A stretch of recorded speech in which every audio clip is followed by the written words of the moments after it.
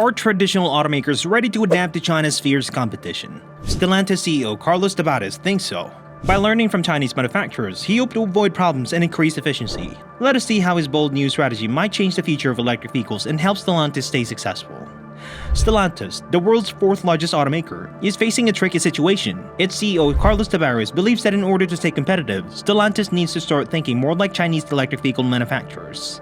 Chinese companies are able to produce EVs at a much lower cost, about a third less than traditional car makers.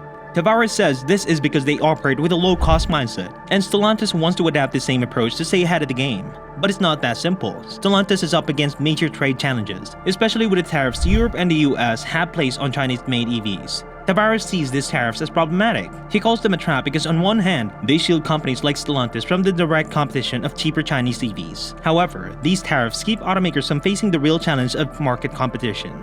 The main issue Stellantis now faces is figuring out how to balance both sides. On the one hand, they need to cut down production costs as the Chinese have done. But on the other, they must navigate these trade barriers in both Europe and the US. The real challenge is adapting to these global market pressures while staying competitive in the rapidly changing EV industry.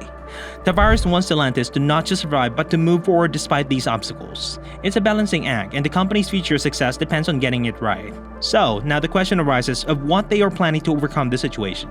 Carlos Tavares believes that the best way to compete with Chinese automakers is by trying to be Chinese ourselves. He shared this idea during the Reuters conference in Munich back in May. Following this mindset, Stellantis decided to buy a 21% stake in Chinese electric vehicle company Leapmotor last October. This deal allows Stellantis to access Leapmotor's technology and give the company exclusive right to produce Leapmotor's EVs outside of China. It's a strategic move to help Stellantis speak into China's expertise in making affordable EVs. The challenges Stellantis face in Europe and the US are similar to those that all automakers are dealing with as they try to compete with Chinese EV manufacturers on a global scale. Chinese companies are producing electric cars much more cheaply, and this has put pressures on automakers everywhere to cut costs and improve efficiency. What makes Stellantis stand out though is that they, along with a few other companies, have taken an extra step of forming partnerships with Chinese automakers. This gives them a better chance of staying competitive in a rapidly evolving EV market. By teaming up with Leapmotor, Stellantis gain access to advanced technology and production techniques that can help them lower the cost and compete more effectively. Stellantis is now producing Leapmotor electric vehicles at its Taichai plant in Poland, alongside more familiar brands like Fiat, Jeep, and Alfa Romeo. Stellantis CEO Carlos Tavares has mentioned that they could also start making Leapmotor EVs in North America, expanding their reach even further. However, applying the same strategy in Europe and the US isn't easy. These regions have a very different approach to Chinese EVs and the technology behind them.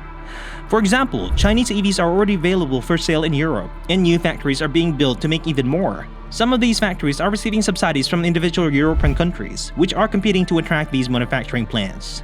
Stellantis faces different options in the US and Europe, which highlights the differences in business strategies between the two regions. In Europe, some automakers like Stellantis CEO Carlos Tavares are against the use of tariffs. This is especially true for German car makers like BMW, which relies heavily on profit from China.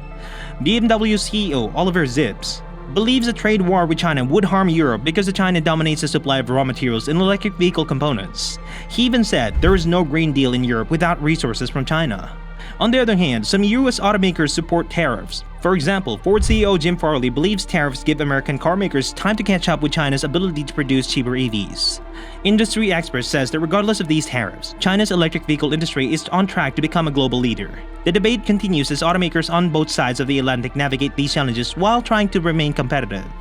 Now, one main question that haunts us is, why is China always the number one in the EV industry? The answer is simple. Chinese companies have a strong hold on raw materials, like rare earth elements and graphite, which are essential for making EVs. They also offer these materials at lower prices than their Western competitors, giving them an advantage in the market.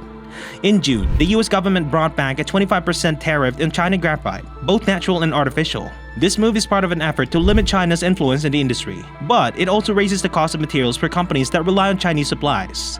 Can Stellantis really succeed by using the Chinese route in the electric vehicle market? With CEO Carlos Tavares leading the charge, the future looks promising. Share your thoughts in the comments below. If you enjoyed this video, don't forget to hit the like button, subscribe to our channel for more related content, and ring that bell. Thanks for watching, and we'll see you in the next video.